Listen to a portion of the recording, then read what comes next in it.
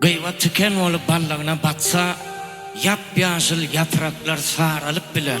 Bir näkes birini beýleke satsa, dost dostundan ne hak aralıp biler.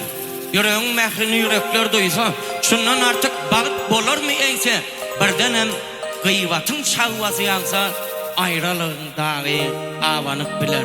Koşunun başını çekkenler serdar, yeňişli törlerde serdara yer var. Düşman hayvatından korkmadık merdan, şum gıyvattan kuma ağırlıp biler.